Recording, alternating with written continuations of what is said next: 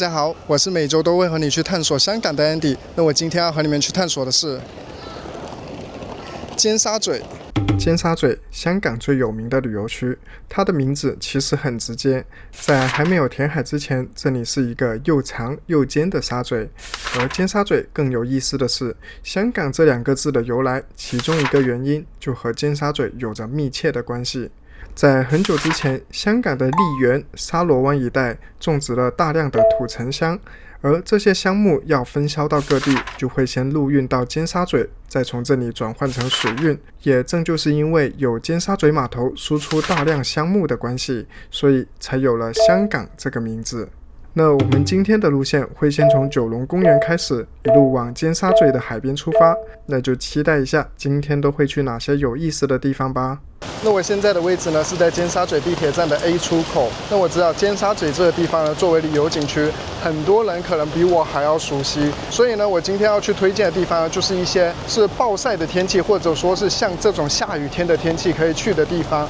那我们 Let's go。OK， 我们终于到了今天的第一站，就是这里九龙公园的文物探知中心。那我带你们进去看一下有些什么文物吧。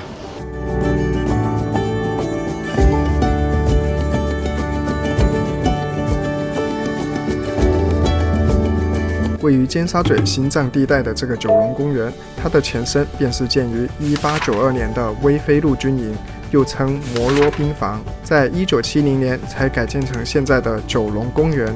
改建为公园后，这里也保留了当年的历史建筑物军营 S61 和 S62， 而这2栋建筑物现在也被改建为香港文物探知馆，免费供人参观。在这里可以看到众多的考古文物和一些历史建筑模型。那另外顺带一提，九龙公园里面有一个喷泉，也因为范爷在这拍过照的原因，变成了一个热门的打卡景点。而那个喷泉的位置其实就是在文物探知馆的旁边。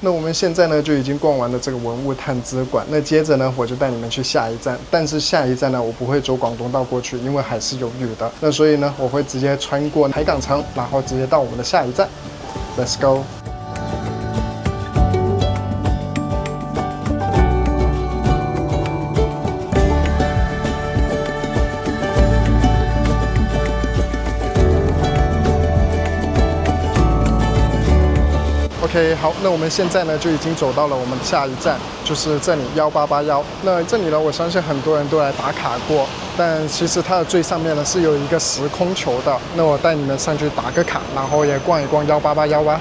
那我们 Let's go。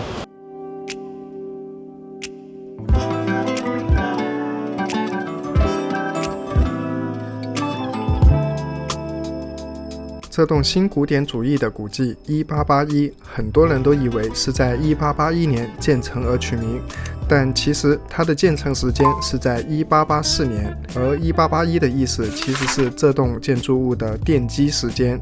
在1996年之前，这里便是香港的水警总部，它的主要任务便是防范走私和打击海盗，并且它还有为这里的船只报时的服务。每当下午1点，时间球塔上的时间球便会被慢慢的放下，看到时间塔顶没有时间球的船只，便知道时间已经过了中午。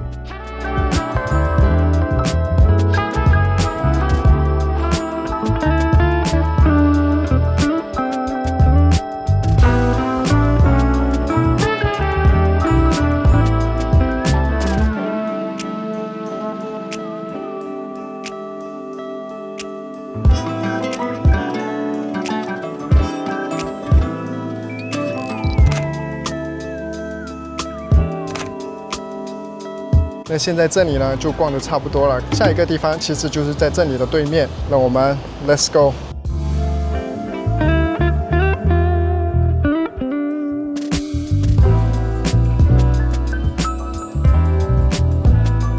那我们现在走到啦，就是这里香港文化中心。那香港文化中心这里呢，我相信来打卡的人肯定不少。但是文化中心里面的4楼其实是有免费的展览的，那我带你们进去看一下吧。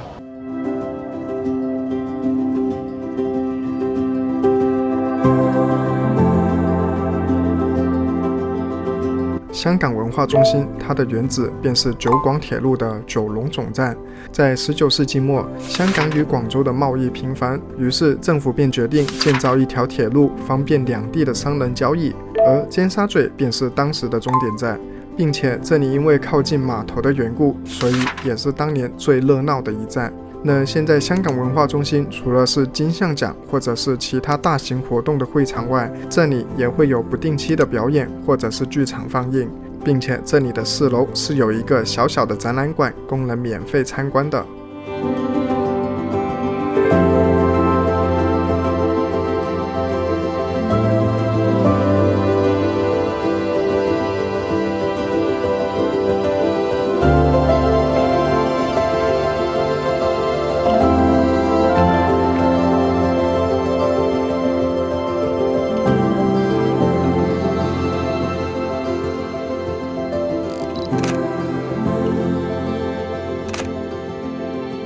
OK， 那我们现在呢就已经逛完了这个香港文化中心。那我们接着下一站呢，其实就是在它的隔壁。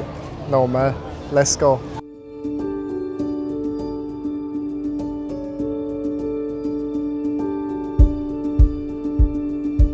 香港艺术馆最早的时候其实并不在尖沙咀，而是在海的正对面中环大会堂。因为艺术馆的收藏品越来越多的缘故，所以才在1991年迁至尖沙咀，并且在2015年还翻新扩建过一次。那现在这个艺术馆一共有5层楼高，基本也都是免费的展览，里面的展品包含了文物、书画、油画、装置艺术等。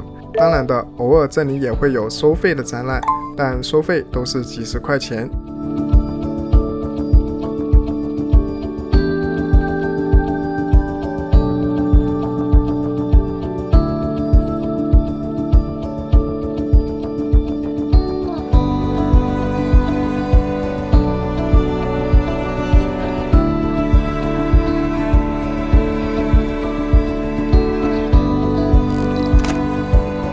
那我们现在呢就逛完了这个香港艺术馆。那香港艺术馆呢是真的很不错，很推荐。那接着下去呢，最后一站其实就是在它的隔壁，就是这一个太空馆。那带你们进去看一下，在香港艺术馆旁边，这个独特的蛋形设计就是香港的太空馆啦。它建成于1980年，从建成至今都没有改建过。在里面基本都是互动型的装置，可以一边娱乐一边学习。另外顺带一提，如果你和我一样碰巧在星期三来逛这些展厅的话，那这一些展厅基本上都是不用门票的。